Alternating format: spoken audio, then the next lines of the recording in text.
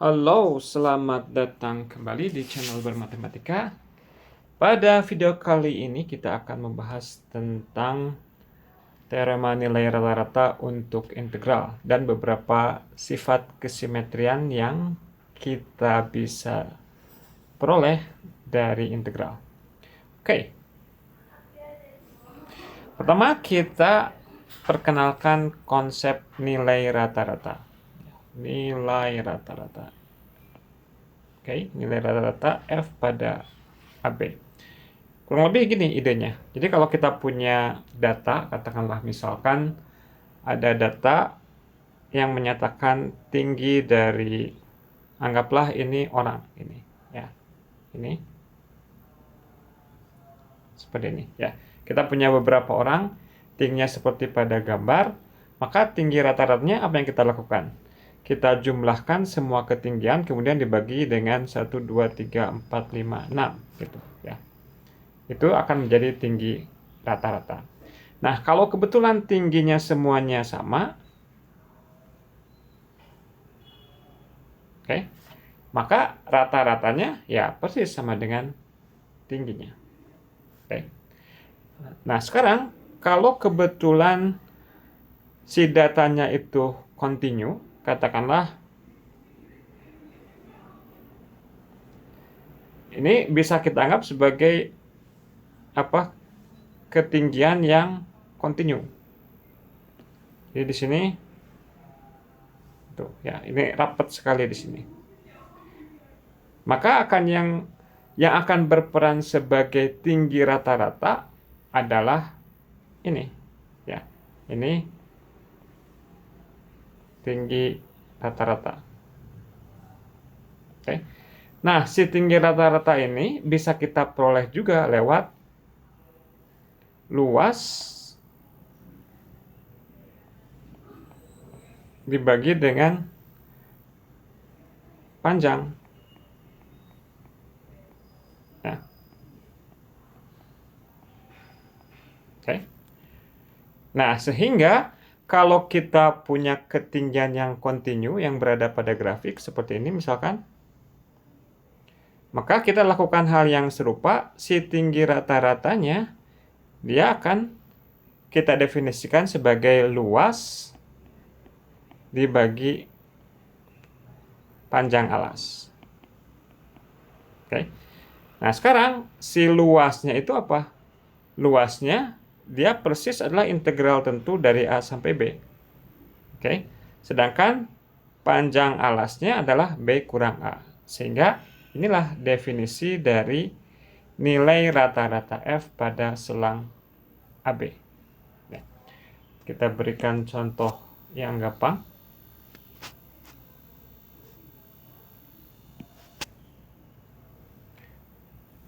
Oke. Misalkan tentukan nilai rata-rata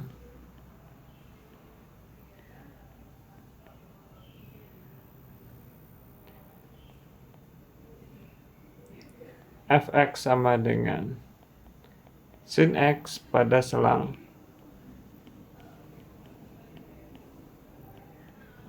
nol sampai pi misalkan. Ya. Oke, berapa rata-ratanya?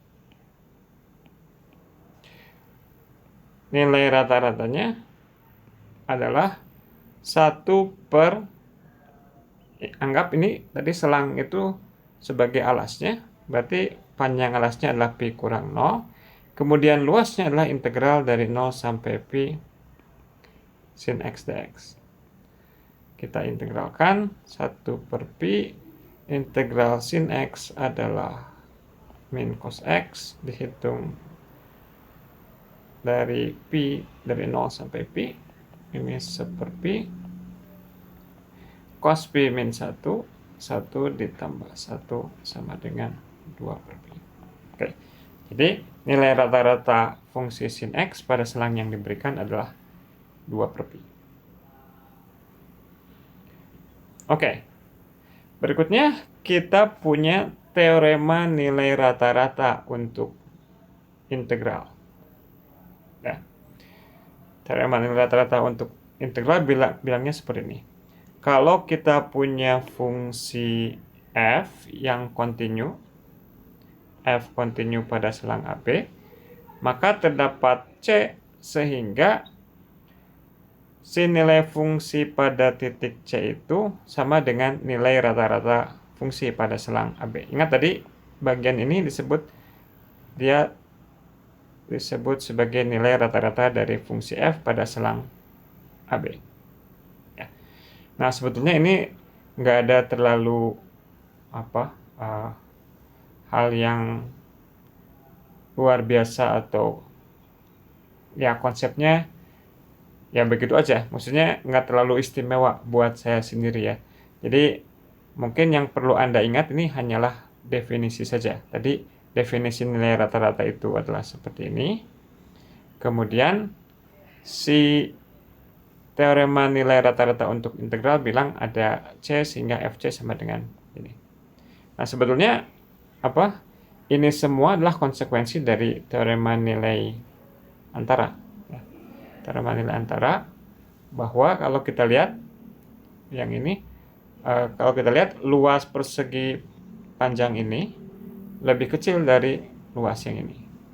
Kemudian luas ini tentunya lebih kecil dari luas ini. Nah, sekarang ini luas persegi panjang yang paling kiri adalah FD dikali B min A. Oke, yang ini FA, karena ini tingginya adalah FA dikali B min A. Oke. Nah, yang ini adalah apa? Si luasnya adalah integral AB fx dx.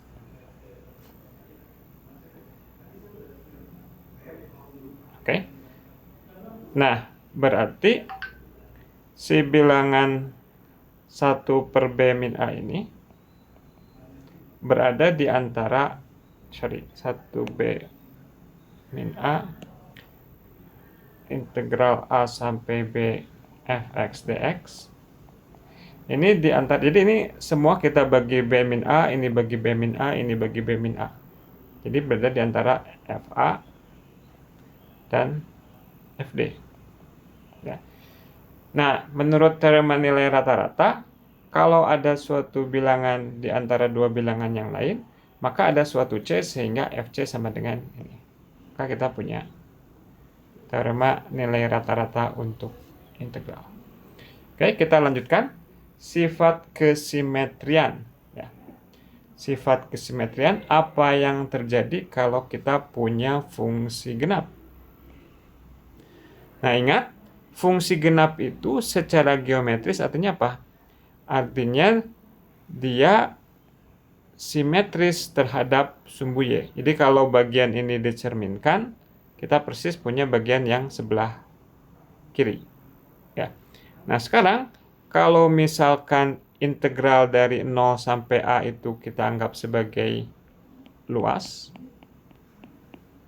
dalam konteks ini, berarti luas yang ini sama dong dengan luas yang sebelah kanan. Ya.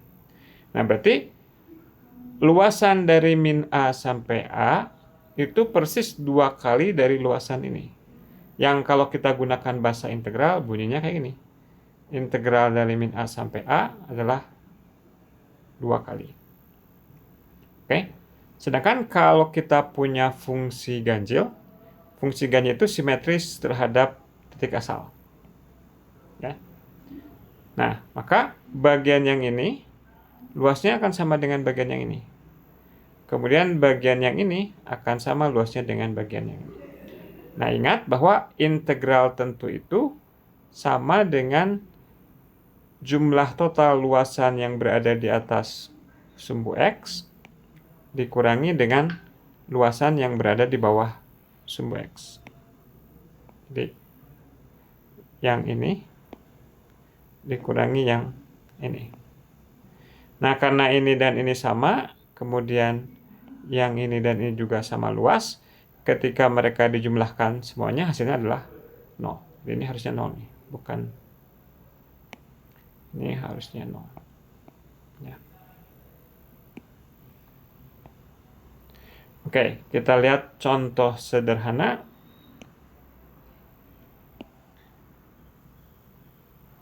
Contoh sederhana. Kita hitung misalkan integral min 1 sampai 1 x tambah x pangkat 3 tambah x pangkat 6 dx. Misalkan, ya. Nah, kalau Anda periksa bagian yang ini adalah fungsi ganjil.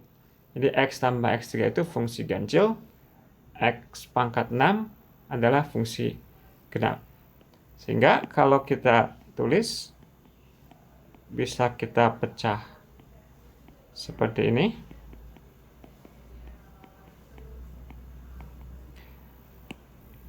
Yang ini adalah fungsi ganjil, yang ini fungsi genap.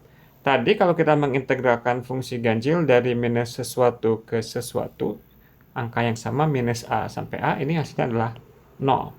Sedangkan untuk fungsi genap dia jadi 2 kalinya integral dari 0 sampai 1. Yang ini tinggal dihitung 2 seper-7 x pangkat 7 1 0, jadinya 2/7. Seperti itu. Oke, nah ini Anda bisa screenshot untuk melihat contoh yang lebih berumit. Ya, idenya serupa. Oke, kemudian sifat berikutnya adalah sifat keperiodikan. Ingat, definisi fungsi periodik adalah seperti ini. Ya. Jadi, nilai si fungsinya di x tambah p sama dengan nilai fungsi di x. Ya. Dan secara umum ini juga akan mengakibatkan fx tambah kelipatan bulat dari p sama dengan fx. Oke. Nah, apa konsekuensinya terhadap integral kalau kita punya fungsi yang periodik? Ya. Bisa kita lihat dari gambar, ini misalkan kita ingin menghitung integral dari A sampai B, yang dalam hal ini dinyatakan oleh luas yang berwarna biru ini. Ya. Nah, karena periodik, berarti porsi grafik yang ini, kalau kita geser semuanya sejauh P, maka kita akan punya grafik yang sama, ya, profil dari grafik yang sama, sehingga luasannya juga akan sama. Dan ini kita tuliskan sebagai berikut. Ya. Jadi integral dari A sampai B fx ini sama dengan integral dari, mungkin ini lebih jelasnya gini dulu. Kalau kita integralkan, oke, semuanya digeser, yang ini jadi A tambah P, B tambah P, ini fx tambah P, tapi si fx tambah P-nya sama dengan fx, ini sama dengan fx. Oke, kita lihat contoh. Berapa nilai integral dari 0 sampai 100 pi sin x dx? Nah, kalau kita amati polanya, si fungsi sin x itu si fungsi nilai mutlak sin x, ya. Ingat kalau sin x kan gini. Kalau dimutlakan bagian yang bawahnya ini jadi ke sini, gitu. Jadi gambar grafiknya kayak gini. Oke. Nah, ini periodik setiap pi. Ya. Berarti kalau 0 sampai 100 pi, sama saja kita punya luasan yang seperti ini sebanyak 100 buah. Oleh karenanya, ya hitung aja integral dari 0 sampai pi, kemudian dikali dengan 100. Ya. Oke. Dan hasilnya adalah seperti itu. Oke, berikutnya. Oh, sepertinya sudah selesai. Oke, jadi seperti itu tentang nilai rata-rata fungsi, kemudian beberapa sifat keperiodikan dan kesimetrian yang bisa dieksploitasi untuk bisa memudahkan perhitungan integral kita. Oke, sekian dulu video kita kali ini. Terima kasih atas perhatiannya. Tetap selalu bermatematika. Salam.